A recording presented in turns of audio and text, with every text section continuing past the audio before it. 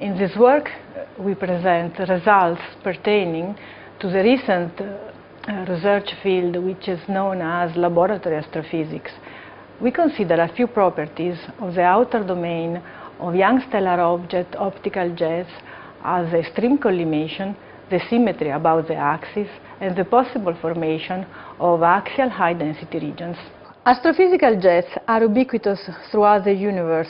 They can be observed emerging from protostellar objects, stellar X-ray binaries, and supermassive black holes located at the center of active galaxies, and are believed to originate from a central object which is surrounded by a magnetized accretion disk.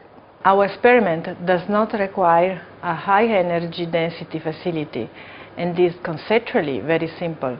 We have conceived a set of laboratory simulations and performed three-dimensional numerical simulations which reproduce the mid-long-term evolution of such a kind of jet.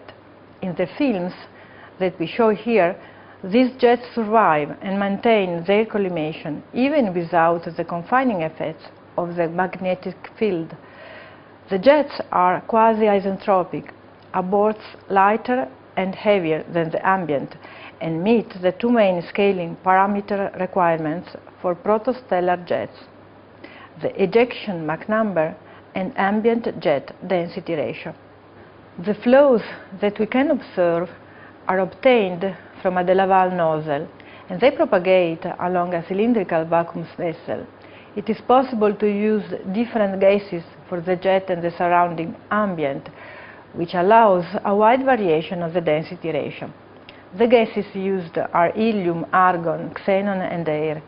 The flow in the nozzle is driven by a fast piston system which is capable of producing the right gas stagnation conditions.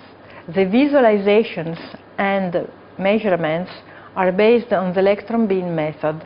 An electron gun creates an electron sheet that intercepts the jet and generates a plain fluorescent section of the flow, which is then acquired by a fast camera equipped with an image intensifier. The numerical simulation is a complete reproduction of the laboratory experiment, which includes all the flow transient phases: acceleration, near steady state, and deceleration.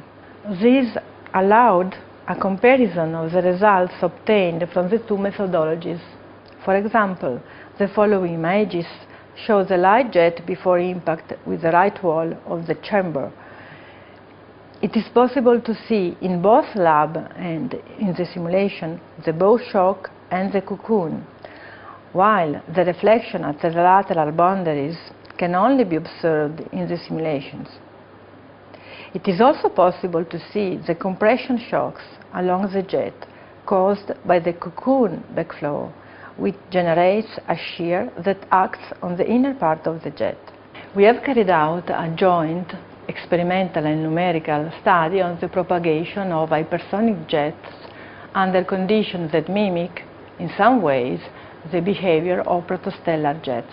The numerical simulations agree with the data obtained in the laboratory concerning the global morphology, the jet head advance speed, the formation and structures on nodes, and the final fate of the jet. These results confirm that hypersonic jets can propagate over long distances without external confining mechanisms as magnetic fields. Possible applications of this research: the study of the bow shock of planets in the solar wind, and the study of the acceleration experienced by a body crossing cocoons, bow shocks, and density knots. So what exactly is astrophysics in the lab? Astrophysics in the lab is a pioneering and economic investigation tool which can be used together with space exploration. It is very important to understand physical phenomena that has to be faced outside the solar system, a necessity in our long-term future. After all, when the sun starts to die, we should all be able to leave the Earth.